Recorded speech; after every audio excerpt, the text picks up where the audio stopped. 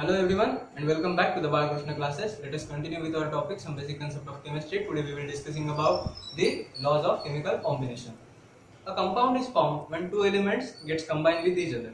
This process of combination of elements so as to form a compound was governed by four basic laws.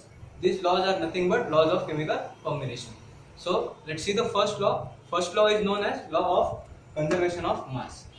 The French scientist Antoine Lavoisier he performed the experiment of combustion of phosphorus as well as mercury. Both the experiments were carried out in presence of air. He saw that during the experiment that there is a gain in the weight of the product, and during the process of during the experiment of phosphorus combustion, he saw that the mass gained by the phosphorus is exactly equal to the mass lost by the air. So he said that mass of the reactant is equal to the mass of the product. It can be explained by using the example of formation of water molecule. Water molecule is formed when hydrogen gas burns and it gets combines with oxygen, results in the formation of water molecule. So this is the reaction representation of formation of two water molecules. Two molecules of hydrogen combines with oxygen forming 2H2O. The single hydrogen atom weighs 1 gram. Molecular weight of single hydrogen atom is 1 gram. That of 4 is 4 gram. A single oxygen molecule weighs 16 gram. So that of 2 will be 32. And a single water molecule weighs 18. So that of 2 will be 36. So mass of the reactant is equal to the mass of the product. Hence there is a conservation of mass. So the statement of the law is mass can neither be created nor be destroyed. Mass can neither be created nor be destroyed. So our second law is law of definite proportion. The French chemist Joseph Proust he performed the experiment with the cupric oxide. He used the two samples of cupric oxide. One sample was naturally obtained cupric oxide and another one was synthetically obtained cupric oxide. During the experiment, he saw that the composition of both the samples, irrespective of their source, are same by percentage of mass. So the composition of cupric oxide were copper, oxygen and carbon. In both the samples, that is natural as well as the synthetically obtained, the percentage of mass of copper was 51.35%, of oxygen that was 38.91 and that of carbon was 9.74. So he states that a given compound always contains exactly the same proportion of element by mass. So the statement for the law is a given compound always contains exactly the same proportion of element by mass. This is law of definite proportion. And the last law that we were discussing today is law of multiple proportion. This law was stated by John Dalton in century 1803. In century 1803, the statement is when two elements A and B combines with each other and form two compounds, the masses of element B that combines with masses of element A are always in a proportion of small whole number. So let's see this law with an example. Okay. So let us consider the two elements A and B as hydrogen and oxygen. When two elements hydrogen and oxygen combines with each other and form two compounds, that is water and hydrogen peroxide. Hydrogen plus oxygen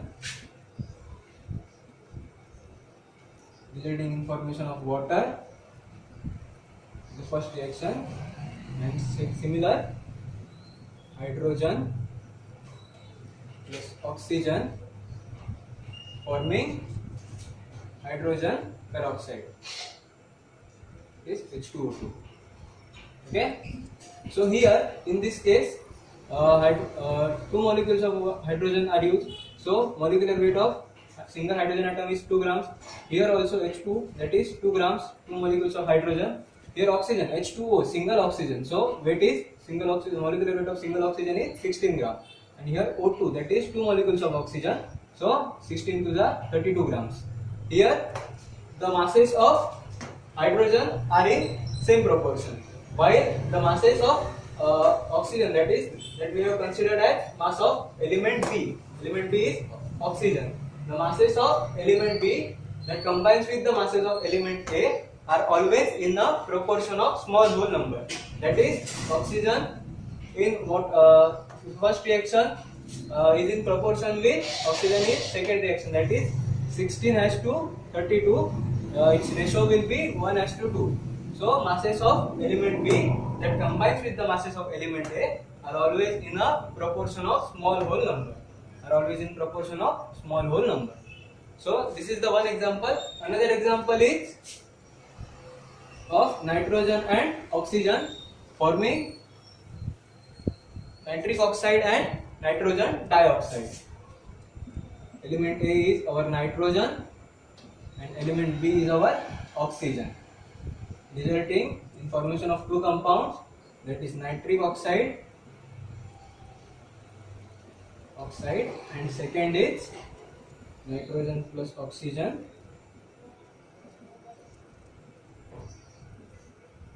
giving nitrogen dioxide. Okay.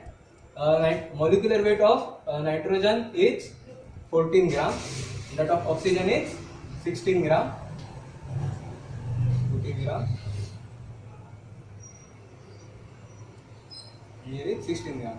So total weight is of nitric oxide is 30 grams.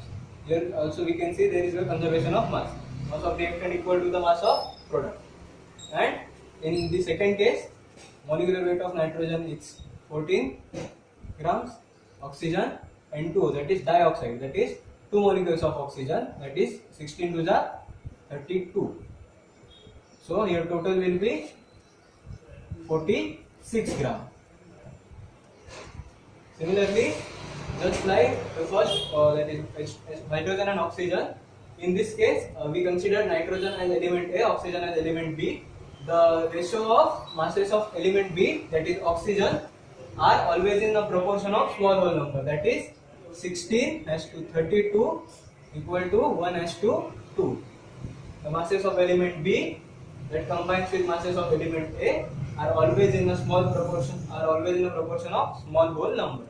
Okay, so this is it for today.